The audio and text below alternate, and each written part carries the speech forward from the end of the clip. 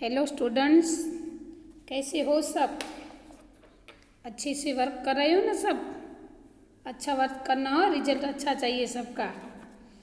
आज हम वापस से हिंदी में न्यू चैप्टर करेंगे जिसका नाम है गुलमर्ग की खिड़की से एक रात। गुलमर्ग कश्मीर की एक सुंदर जगह है जहाँ पे उसका सौंदर्य जो है ना वो अकल्पनीय है, अविस्मरणीय है। तो वहाँ लेखक गए थे और खिड़की में से उसका जो एटमॉस्फेयर बाहर का देखा था, उन्होंने उसका वातावरण वो सब देखा था। तो लेखक को जो अच्छा लगा और वो अभी उनको एक रात कैसी लगी वो इस चैप्टर में हमें बताया है। तो थोड़ा हम लेखक के बारे में हमेशा की तरह पढ़ेंगे। लेखक है मोहन राकेश। जन्म हुआ था 1925 और उनकी मृत्यु हुई थी 1972 में। मोहन राकेश का जन्म जालंधर यानी कि पंजाब में हुआ था। इनके पिता व्यवसाय से वकील थे, परंतु उनकी साहित्य में बहुत रुचि थी।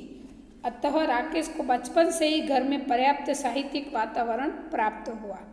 इन्होंने हिंदी तथा संस्कृत में एमए तक शिक्षा प्राप्त की और तत्पश्चात डीएवी कॉलेज जालंधर में हिंदी विभाग के अध्यक्ष के रूप में अध्यापन कार्य किया।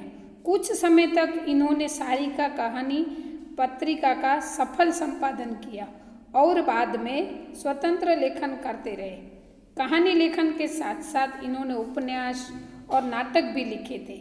इनकी प्रमुख रचनाओं में इंसान के खंडहर, नए बादल, एक और आदमी आदि कहानी संग्रह तथा अंधेरे बंद कमरे, न आने वाला कल प्रसिद्ध उपन्यास है। आषाढ़ का एक दिन, आधे अधूरे तथा लहरों के राजहंस इनके प्रसिद्ध नाटक है। मोहन राकेश मूलतः एक सफल कहानीकार तथा नाटककार है। अभी हम चैप्टर के बारे में जानेंगे। गुलमर्ग की खिड़की से एक रात परिवेश से लिया गया। परिवेश एक इनका उपन्यास है, लेखक का एक पुस्तक है, उसमें से ये चैप्टर लिया गया है। इस यात्रा वृत्तांत, स्टूडेंट इस चैप्टर का प्रकार, हम जैसे गद्य का प्रकार लिखते हैं तो यात्रा वृत्तांत है। तो लेखक ने गुलमर्ग के प्राकृतिक सौंदर्य का स्वानुभूत मतलब खुद ने जो अनुभव किया है वो विवरण प्रस्तुत किया है। गुलमर्ग का सारा वातावरण इनको अपने में समाया सा लगता है। गुलमर्ग की एक रात का अकल्पनीय सौंदर्य इनसे भुलाया ही नहीं जाता। तो चलो ये सुंदर सा पाठ हम आगे पढ़ेंगे और समझेंगे। कुछ जगह होती है जिन्हें आँख एक बार देखती है तो चौंक उठती है, फिर धीरे धीरे परिचित होकर उदासीन हो जाती है। गुलमर्ग ऐसी जगह नहीं है। मतलब कुछ प्लेस ऐसी होती है कि एक बार आंखें उसको देखती हैं तो ऐसे चौंक उठते हैं कि वाह कितनी अच्छी प्लेस है। फिर धीरे धीरे हम थोड़े दिन उसको याद रखते हैं, धीरे धीरे परिचित होती है, फिर उदासीन हो जाते हैं, यानी कि हम उस प्लेस को भूल जाते हैं। लेकिन गुलमर्ग ऐसी जगह नहीं है।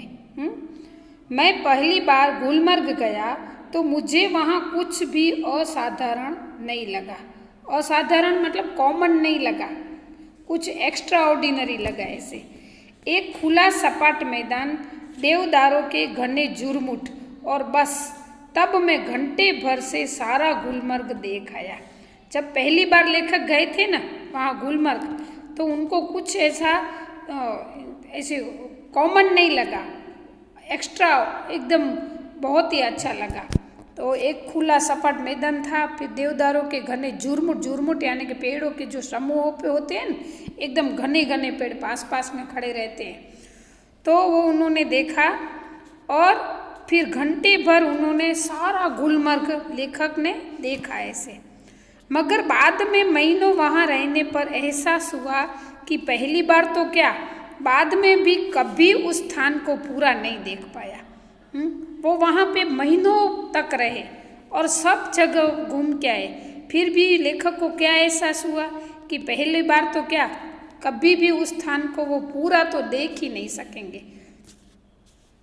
शायद यही कारण है कि गुलमर्ग में रहकर वहाँ के साथ व्यक्ति की आत्मीयता धीरे धीरे इतनी गहरी हो जाती है कि वह अपने को भी उस सपाट मैदान के एक हिस्से के रूप में ही देखने लगता है।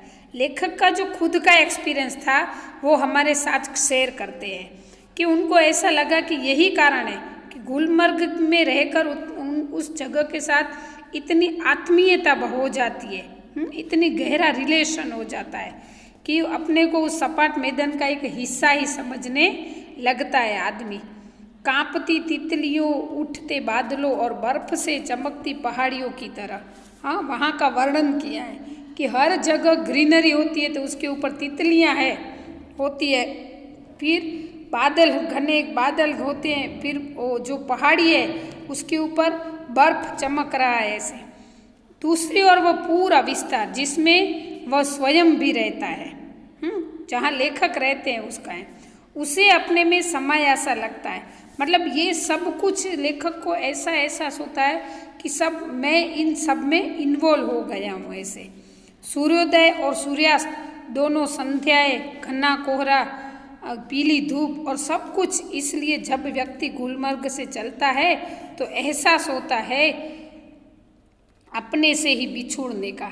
मतलब उस जगह पर रहकर इतनी आत्मीयता हो जाती है जैसे खुद को उसमें ही महसूस करने लगते हैं, और जब उस जगह से बाहर निकलते हैं ना लोग तो ऐसे लगता है कि जैसे खुद से ही हम बिछड़ रहे हैं अपने उस रूप से जो कि इतना परिचित होते हुए भी सदा अपरिचित बना रह जाता है।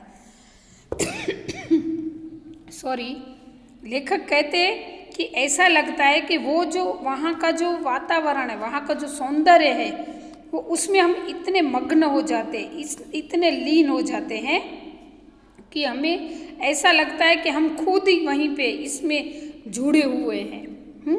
तो जब उससे वो अपरिचित होते हुए भी परिचित लगता है, सॉरी, अपने उस रूप से जो इतना परिचित होते हुए भी सदा अपरिचित बना रहता है।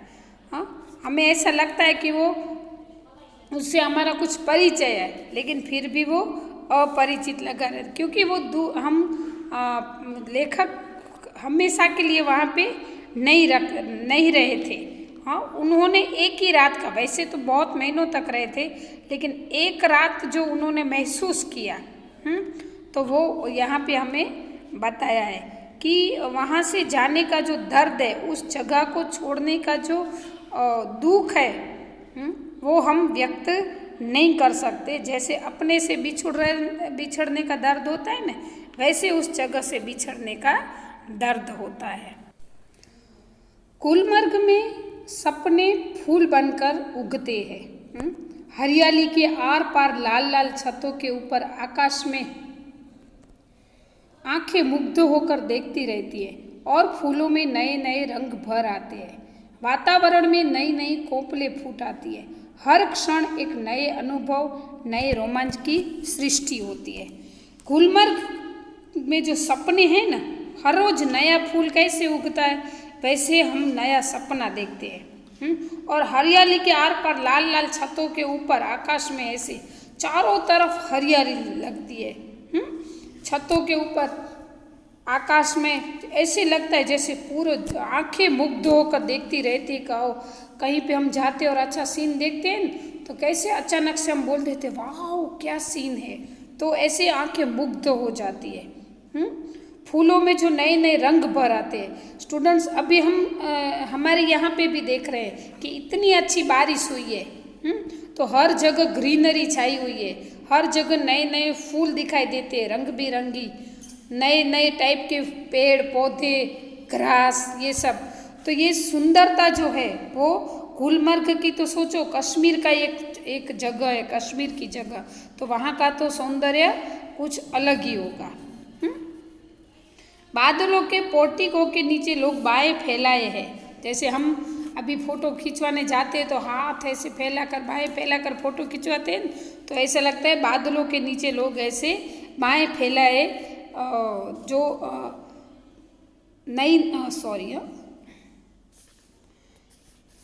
बैठे रहते हैं। दूर दूर तक सैलानियों की पंक्तियां घोड़े दौड़ाती नजर। सैलानी यानी वहाँ पर घूमने आने वाले लोग, हाँ, पर्यटक हम जिसको टूरिस्ट कहते हैं। तो पंक्तियाँ मतलब लाइनें, फिर घोड़े दौड़ाते हुए ऐसे लाइनें नजर आती है। रंगों के कुछ बिंदु हरियाली घास पर पड़े हैं। बिंदु यानी कि वो ओश की जो होती है ना, આપણે ઝાકળના बिंदु હોય ને ये, तो हरी हरी घास पर, उस घास पर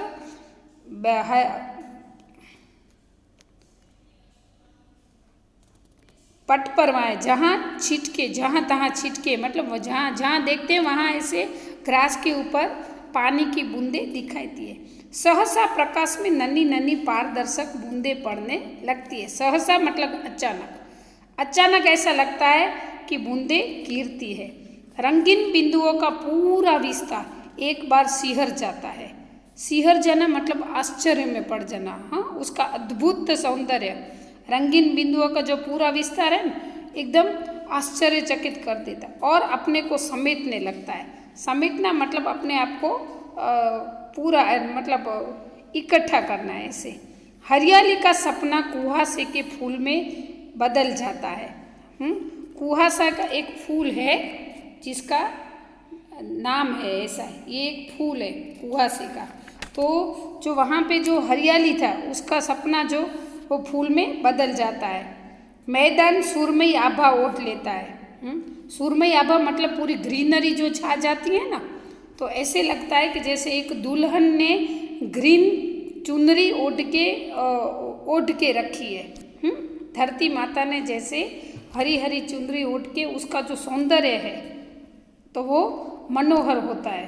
अब चारों तरफ धुंध ही धुंध है और बेबस होकर फैली पगडंडियों की पतली पतली नरम बाहें। चारों तरफ ऐसे धुंधला मतलब थोड़ा थोड़ा दिखाई देता हो ऐसा वातावरण होता है। और पगडंडियों की पतली नरम बाहें, पगडंडी मतलब पैर से हम जब हम पैदल जाते हैं ना, उस रास्ते को पगडंडी बोलते हैं ऐसे। तो पैदल जाते हैं, फिर वहाँ पे हमारे पैरों के निशान रह जाते हैं। जब तक बादल बरसेगा बाहें फैली रहेगी ऐसी ही कोमल विस्फुट और निडाल, कि जब तक वहाँ ऐसी बूंदे, बारिश की बूंदें गिरती रहेगी, बादल बरसते रहेंगे, तब तक ऐसे बाहें फैलाए उस प्राकृतिक सौंदर्य का अद्भुत जो नज़ारा है वो महसूस करना होता है, उसको देखना होता है, उस दृश्य को, हाँ, अपने आप को उसमें इन्वॉल्व करना होता है। तो ये ऐसी फैली रहेगी, तब तक ऐसे ही बाई फैली रहेगी।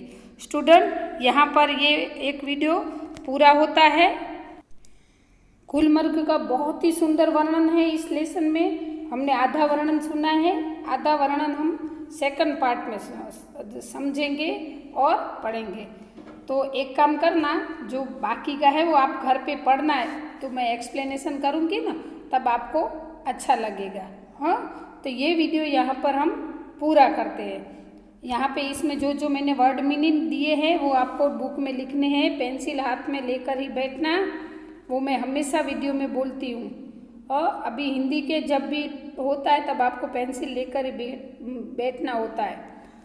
तो सेकंड पार्ट हम नेक्स्ट वीडियो में देखेंगे। इस वीडियो को हम यहाँ पे ही स्टॉप करते हैं। आशा रखती हूँ आपको अच्छा लगा होगा ये गुलमर्ग का सीन। Thank you.